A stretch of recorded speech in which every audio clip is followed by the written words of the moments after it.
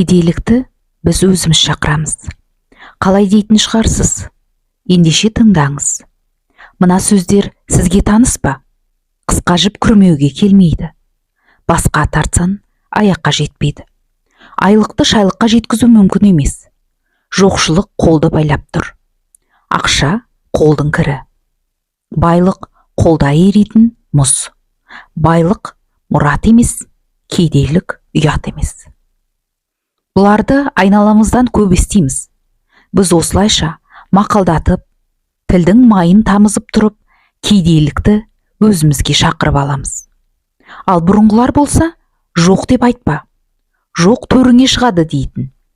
Жоқтың орнына қазірше болмай тұр деп айтуды үйрететін. Көп адамдардың ойынша, бай болу үшін үйде ысқырмау керек. Кешке қоқыс шығармау керек. Кешке қарыз бермеу керек. Осы әрекеттерді жасасаң болды, қалтаңнан ақша үзілмейді деп сенеді. Осындай пікірде жүрген адамдар ешқашан табысқа жетпейді. Қазір біреуге ақша табу туралы ақпарат айта бастасан, байлыққа бастайтын жол көрсетсен, сені ақшадан басқа ештеңе ойламайтын, дүние қоңыз, ашкөз адамдардың қатарына қоса салады. Егер дүние табу, мал-мүлік деген нәрсе дұрыс емес болса, онда мынаған назар аударайықшы. Адамзаттың асылы Мұхаммед пайғамбардың өзі жар таңдаған кезде оның 4 сипатына мән беріңдер деген екен. Олар: біріншісі түр сипаты, екіншісі шыққан тегі, үшіншісі материалдық жағдайы, және төртінші имандылығы. Осы тұста айтылып тұрған материалдық жағдайына қараңдар дегені тек ауқатты, дәулетті адамдармен ғана некелесіңдер деген сөз емес. Болашақ жарыңның тұрмыстық жағдайы өзіңе сай ма?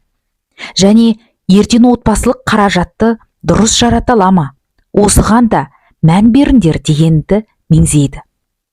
Осы хадисті ата-бабаларымыз мал таппайтын еркек жоқ, құрарын айт, бала таппайтын әйел жоқ, тұрарын айт деп бір ауыз сөзбен түсіндірген.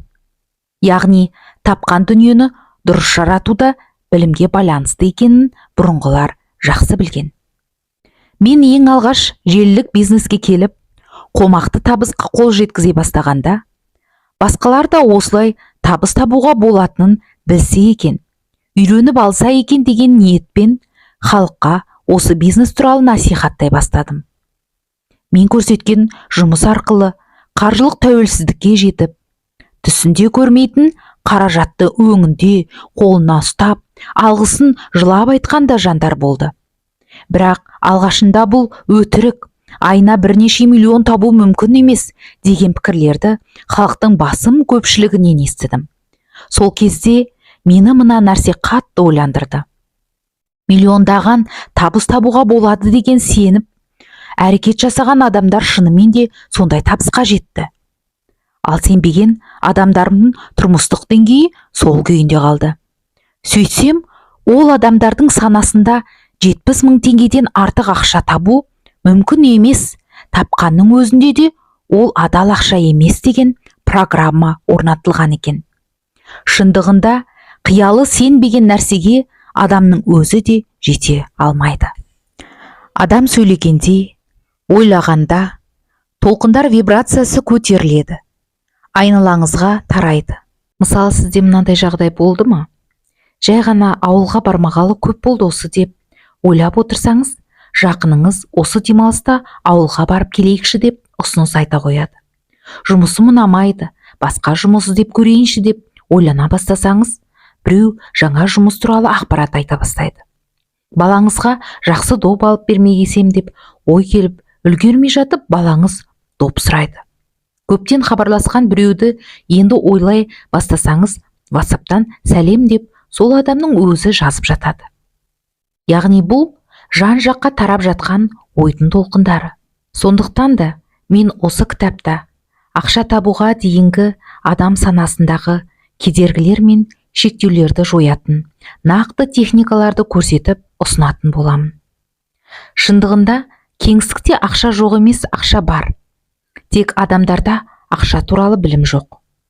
Сіз қазір білімі жоқ бір адамға 10 миллион теңге берсеңіз, бір жылдан кейін сол адам дәл қазіргі жағдайына қайта түседі. Себебі оның ақша жайлы білімі жоқ.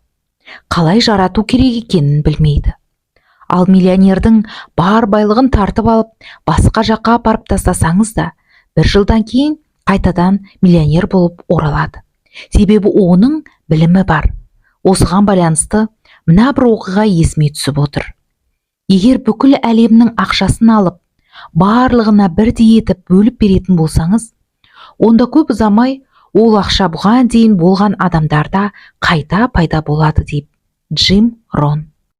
Қай бір жылы Америкада жұмыс істейтін қазақ жігіті Қазақстандағы рак ауруына шалдыққан балалардың еміне өзінің бар қаражатын аударып жіберген болатын.